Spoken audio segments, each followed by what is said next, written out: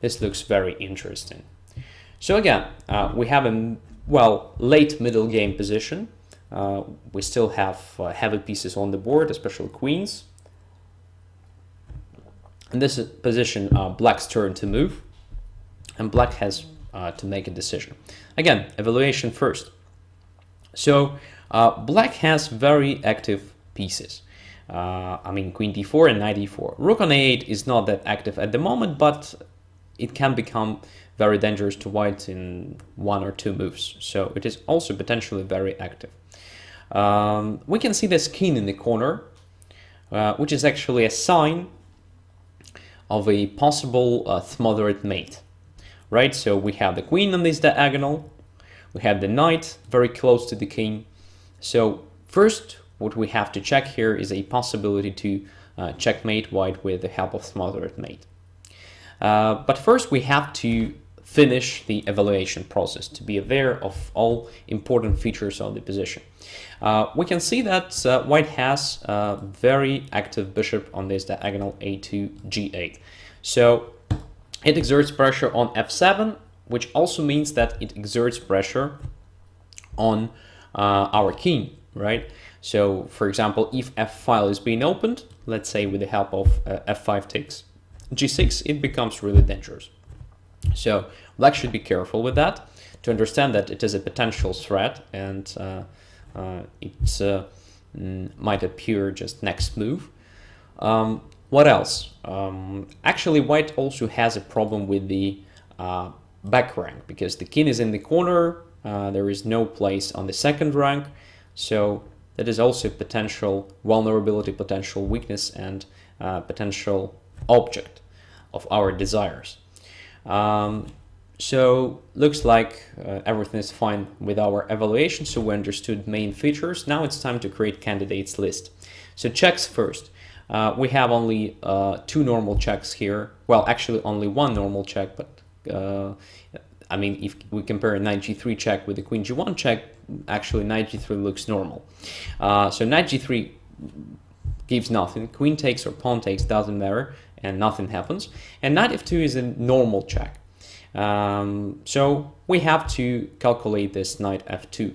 At the same time, we can probably include some active moves to our candidates list, but it's not so easy to find a active move instead of this check on f2, because as I said before, there is a threat of taking on g6, a concrete threat. So probably only rook e8 can be a move here in addition to knight f2. Because after rook e8, there is a threat of a discovered check with capturing the rook on e1. So that is also a candidate move, of course. So let's start with check. So knight goes to f2, check, forcing king to g1. And the first thing that we have to check here if this moderate mate pattern works. No, it doesn't work, because if knight goes to h3 check, for example, it's possible just to get back to the corner if necessary, and since queen controls f2 square, this queen g1 leads to nothing. Rook takes g1 and knight f2 is not possible, so this doesn't work.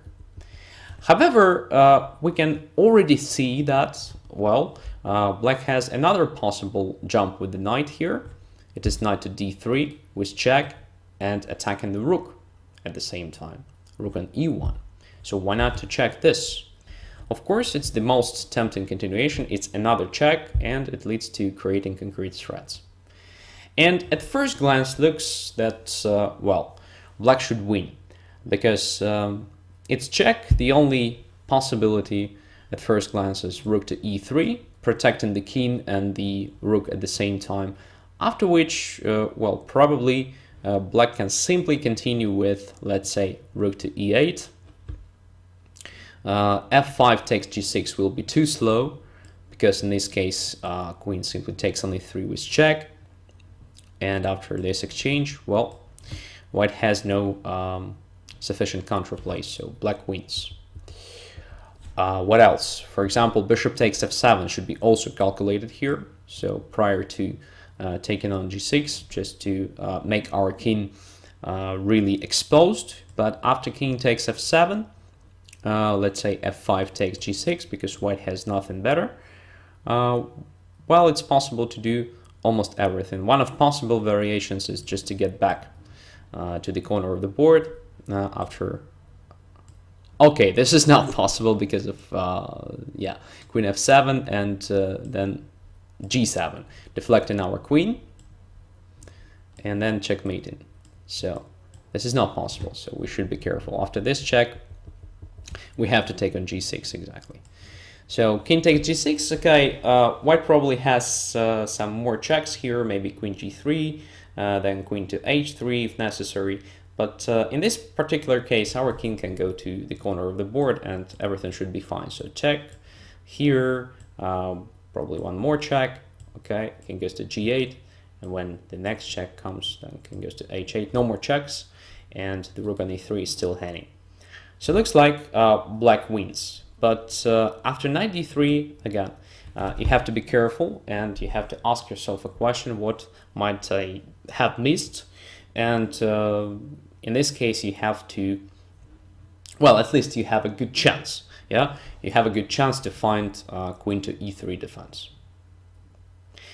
And it is definitely the best move for white, because in this case, well, queen is hanging. So it's not possible to take the rook. If queen takes, then rook takes, and everything is more or less fine.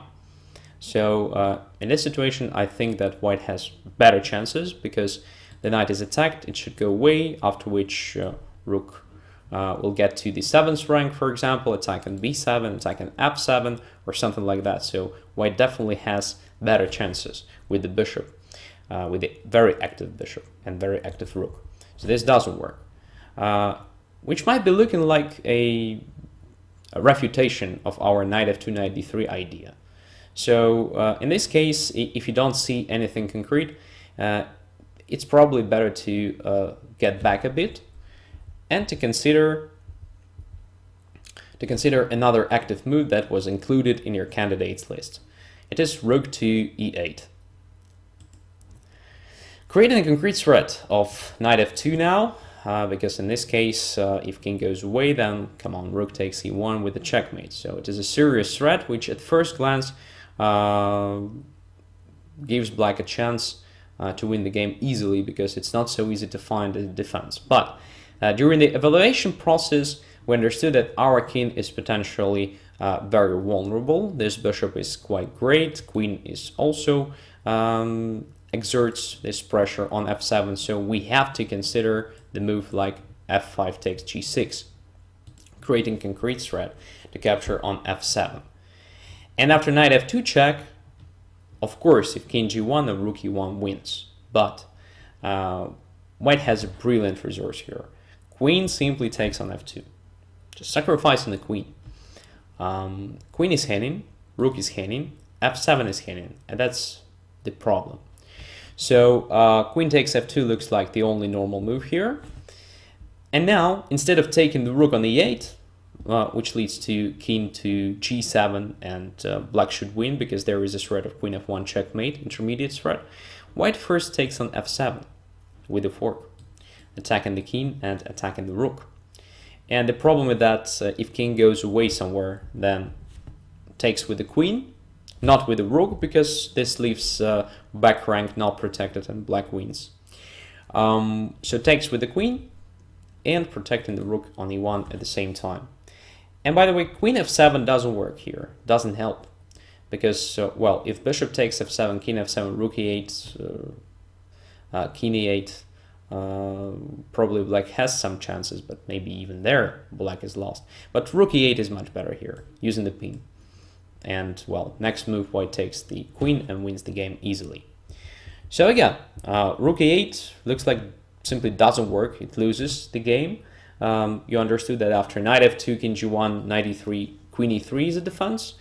Rook e8 doesn't work, knight g3 makes no sense, so what to do? Again, the same question, what might I have missed? And this probably directs you to the most promising continuation. So what is the most promising continuation here among those you already calculated? Definitely knight f2 and knight d3, because it creates this pressure on white's position, and a lot of pieces are hanging, so it is a sharp position and there is a big chance that you miss something, in fact. So let's get back to that line. Knight goes to f2, king goes to g1, knight goes to d3 check, the only defense is queen to e3, and you have to visualize this position correctly in your mind, and to focus on this position. And again, to try to create candidates list, try to make this quick evaluation, and so on. So if queen takes e3, rook e3, we already discussed and already understood that it leads to nowhere. So what else? What other active continuations black has, since there are no more checks except for queen takes e3? So, well, captures, right? So knight takes c1 makes no sense. Queen takes queen, and that's it. Game is over. So what else? Here it's time to actualize your understanding of vulnerable points in white's position. So one of the main problems in the initial position was the vulnerable back rank, right? So here situation didn't change because knight controls f2 and still no square for a king on the second rank. So the back rank is still vulnerable. How to get to the back rank with the tempo? Because queen is hanging, so black has to be quite aggressive here. At the same time, we can see that queen on e3 is pinned, so it can't move anywhere he wants. And here you can recognize this typical tactical pattern, which starts after rook e8. You have a chance to recognize it, of course, if you apply this method, apply this algorithm. So rook e8 looks just perfect because queen is attacked.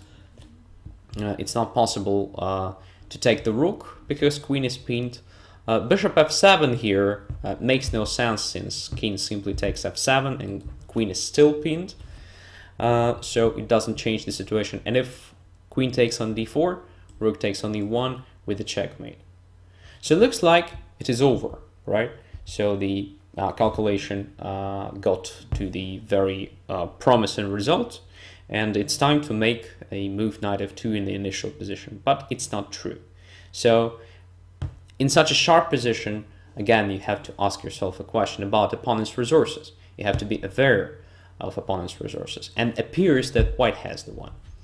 It is bishop to e6, one of a sudden, just closing the e-file and protecting everything. So here you have to calculate the most natural continuation. It is queen takes queen first, rook takes, and you can see bishop is pinned, so knight at first glance has a chance to go away somewhere, and well, black should win a minor piece. But it appears it's not so easy to do. For example, if knight goes to, let's say, b2, then rook goes to e2, for example, and attacks the knight again. If knight goes away somewhere, for example, on a4 or d1, it's possible to get back with the bishop on c4, protecting the rook. Everything will be fine. If knight goes back to d3, well, rook comes back, still attacking the knight. Well, capture. What happens if we capture the bishop? Rook takes the knight, for example, pawn takes pawn, and pawn takes pawn again. Come on, material is even, it is a rook endgame, and looks like white's chances are at least not worse. So what to do here? Maybe knight to f4, maybe, but still. Rook goes to e4, attacking the knight. And if knight takes e6, the same pattern, so pawn takes, for example, pawn takes, and then pawn takes. Again, not clear who fights for what. So after rook e4, maybe g5, just protecting the knight, and rook is still vulnerable. Well, in this case, bishop d5 is possible, protecting everything again. So white has great resources here. So queen e3 doesn't work. Queen e3 leads to nothing. So what actually to do here? Again, the only possibility to make a decision here is to focus on that position in your mind and to try to come up with some sort of quick evaluation. So what changed after bishop e6? So after bishop e6, we can see that bishop is vulnerable. So bishop is hanging actually. If something happens, for example, that helps us to protect the knight somehow, bishop will be hanging as well as the rook on e1. So it is still hanging. So two hanging pieces. So a typical pattern for double attacks, or at least a situation in which your opponent has no chance to save all pieces in one move. And this gives you a chance to find this rook d8 move. Very calm one, simply protecting the queen, and appears that in this particular position, white has no solution. Because, well, rook is hanging, bishop is hanging, queen is still pinned, so bishop f7 gives nothing. What to do? To take on d4? Okay, no problems. Rook takes, and now it is not possible to exploit the same motive to attack the knight on d3 because it is already protected. So when the rook goes away, black simply takes the bishop and wins the game. So again, there might be a question. Why should you do all this work, all this hard work in your mind before playing knight to f2 and so on? I mean, at the moment when you found already this great rook e8 idea, looks like it is the time just to play knight f2.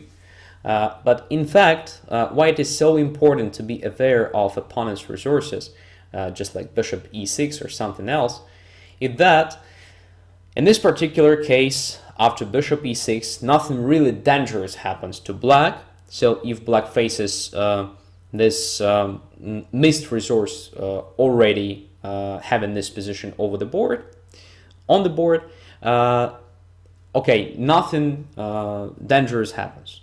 But in any other position, such a missed resource may change everything and to turn everything inside out. That's why it is so important. You have to train. So you have to visualize positions. You have to ask yourself correct questions about missed resources from your side, from your opponent's side. In sharp positions, you have to make double, triple checks and so on every time, at least for the first time when you start working on your calculation, on improvement on this way, because many mistakes are made exactly in this field.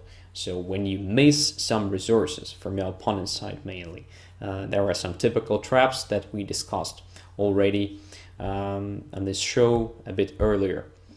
So that is in general the algorithm that I wanted to introduce of making decisions in chess. So basic algorithm. First stage, evaluation. Second stage, accurate calculation and comparing different alternatives. And the next stage, the final stage, again, some sort of evaluation, because you have to evaluate every line that you calculated and then to choose between them and, of course, to choose the best one. So it is a general layout for making decisions in chess. So as you can see, we discussed today mainly technical positions, sharp positions. So for sharp positions, you can apply this basic algorithm in this row form. But for different types of positions, it may be not so good. So we will discuss the difference between different types of positions next shows, and I will tell you how to tweak the algorithm, how to improve that, and to apply to different types of positions and so on. But what is more important is that you can apply this algorithm right now. You can tweak it because it is flexible, as you can see, because, for example, instead of creating candidates moves list, you can create candidates possibilities list and so on. So the main goal for you is to come up with more and more accurate calculation process to see how it works. I mean, how this algorithm works to you.